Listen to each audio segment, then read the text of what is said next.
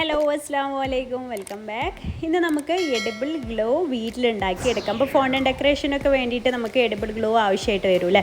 നമ്മൾ normal water ഉപയോഗിച്ചിട്ടൊക്കെ അത് stick ചെയ്യാറുണ്ട് ഈ ഫോണ്ടൻ വർക്ക്സൊക്കെ.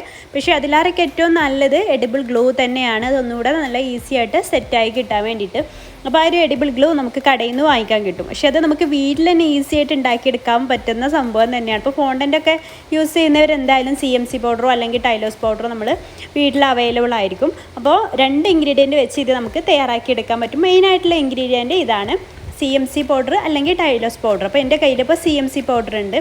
അപ്പോൾ ഈ ഒരു CMC പൗഡർ വെച്ചിട്ടാണ് നമ്മൾ ഇത് ചെയ്യുന്നത്. അപ്പോൾ അതിന് വേണ്ടിയിട്ട് ആദ്യം ചെറിയൊരു ബൗൾ എടുത്തിട്ടുണ്ട്. അതിലേക്ക് ഇളം ചൂടുള്ള വെള്ളം 2 ടേബിൾ സ്പൂൺ ഒഴിച്ച് കൊടുക്കാം. നല്ല ചൂട് വേണ്ട, നമുക്ക് തൊട്ടാൽ പൊള്ളാത്ത രീതിയിലുള്ള ചൂട്, വെള്ളം ചൂട് മതി കേട്ടോ. പിന്നെ അതിലേക്ക് CMC പൗഡർ ഒരു 1/4 ടീസ്പൂണ്, 2 ടേബിൾ സ്പൂൺ വെള്ളത്തിലേക്ക് 1/4 ടീസ്പൂണ് CMC പൗഡർ, ടൈലോസ് പൗഡർ ആണെങ്കിൽ അതൊരു 1/4 ടീസ്പൂൺ മതി. അതിലും കൂടരുത്, അതിലും കൂടിപ്പോയാൽ നല്ല ടൈറ്റായിട്ട് വരും. 1/4 ടീസ്പൂൺ കറക്റ്റായിട്ട് മതി കേട്ടോ. എന്നിട്ട് അത് ഈ ഒരു ഇളം ചൂടുള്ള വെള്ളത്തിലേക്ക് ഇട്ട് കൊടുത്തതിന് ശേഷം നന്നായിട്ടൊന്ന് മിക്സ് ചെയ്തിട്ടെടുക്കാം.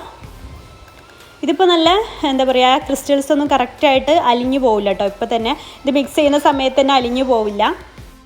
ഇത് നന്നായിട്ടൊന്ന് മിക്സ് ചെയ്തെടുത്ത ശേഷം നമുക്കിത് റെസ്റ്റ് ചെയ്യാൻ വേണ്ടിയിട്ട് വെക്കാം. ഒരു 4-5 മണിക്കൂർ ഇത് റെസ്റ്റ് ചെയ്യാനായിട്ട് വെക്കാം. അപ്പോഴേക്കും ഇത് കറക്റ്റായിട്ട് തന്നെ അലിഞ്ഞു പോയിട്ടുണ്ടാവും.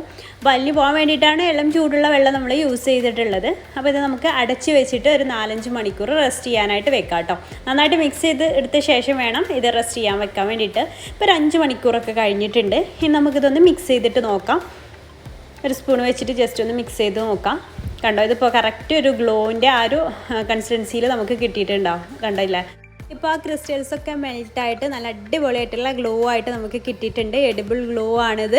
ഇതിങ്ങനെ നമുക്ക് കഴിക്കുന്നതുകൊണ്ടൊന്നും ഒരു കുഴപ്പമില്ല കേട്ടോ. എഡിബിൾ ആയിട്ടുള്ള ഗ്ലോ തന്നെയാണ്.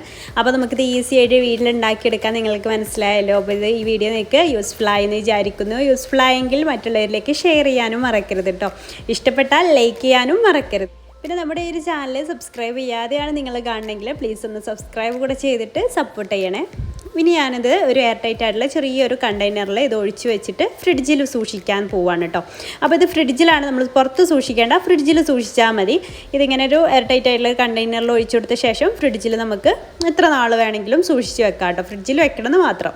അപ്പോൾ ഇതുപോലെ ഒന്ന് അടച്ച് വെച്ചിട്ട് സൂക്ഷിച്ചാൽ മതി. അപ്പോൾ ഇൻഷാ അല്ലാഹ് പുതിയ പുതിയ ബേക്കിംഗ് ടിപ്സും അതുപോലെ തന്നെ കേക്ക് റെസിപ്പീസും മറ്റു സ്നാക്സ് അതുപോലത്തെ റെസിപ്പീസൊക്കെ ആയിട്ട് നമുക്ക് വീണ്ടും വരാം. അതുവരേക്കും ബൈ, താങ്ക് യു.